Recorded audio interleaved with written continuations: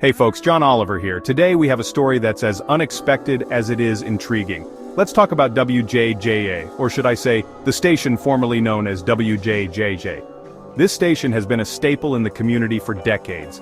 Our story starts with a man named Diesel Ducey on a road trip to the gateway city St. Louis. He's been looking forward to this trip for months. He's cruising along, tunes blasting, when suddenly the music stops. It's one of those moments where you think, what just happened? A pre-recorded message begins to play. Diesel Ducey is puzzled, his curiosity piqued. It's an announcement, a goodbye, a farewell to WJJJ. The station that had been a part of so many lives was signing off.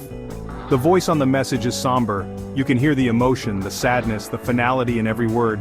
It announces the station's imminent shutdown, the end of an era just like that. No more music, no more DJs, no more WJJJ. The airwaves would never be the same. Just like that, it's over.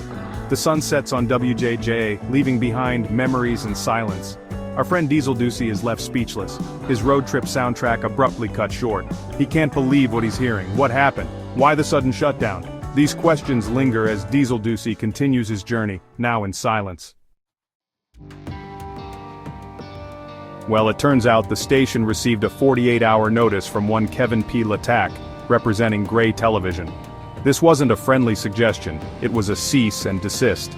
The message, delivered with all the warmth of a parking ticket on a windshield, demanded the station shut down its operations. Now, we don't know the specifics of Mr. Letac's grievances, but it was clearly serious enough to pull the plug on WJJJ. 48 hours. That's all the station had to wrap up its affairs, say goodbye to its listeners, and fade into the radio silence. But wait, there's more!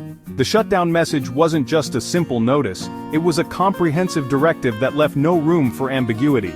The shutdown message also instructed the station to delete all Gray Television content. This wasn't just a suggestion, it was a mandate that had to be followed to the letter. This meant scrubbing their archives, wiping their servers, making sure not a single byte of Gray Television material remained. The station had to go through every file, every video, and every piece of content to ensure compliance. The reason? To avoid copyright strikes, of course. Copyright strikes can lead to severe penalties, including hefty fines and legal battles that can drain resources. Apparently, someone at WJJJ had been a little too liberal with their use of Gray Television material. This wasn't just a minor infraction, it was a significant breach that caught the attention of the higher-ups. Whether it was unauthorized music, video clips, or something else entirely, it was enough to trigger this drastic response. The station had to act quickly to mitigate the damage and avoid further repercussions. And as if that wasn't enough, there were whispers of additional issues. Problems with the station's owner and even the school it was associated with. These complications only added to the urgency and gravity of the situation.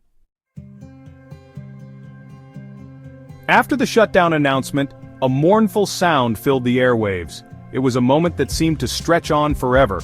A collective sigh from the city as it bid farewell to a beloved institution. It was a slowed-down, almost agonizingly sad, 2-minute rendition of the U.S. national anthem. The notes hung in the air, heavy with nostalgia and sorrow, as if the very essence of the station was pouring out through the speakers one last time. It was as if the station itself was saying goodbye. Each note a lament for what once was. The empty venues and silent parks seemed to echo this sentiment, standing as silent witnesses to the end of an era. But all is not lost. With every ending comes a new beginning, and the dawn brings with it a sense of hope and renewal.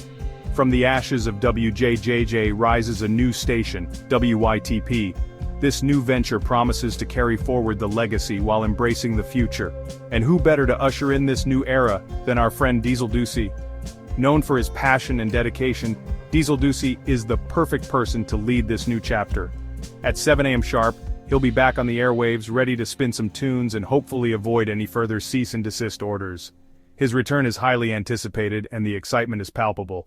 So tune in, folks, and let's see what WYTP has in store. It's a new day, a new station, and a new opportunity to create lasting memories together.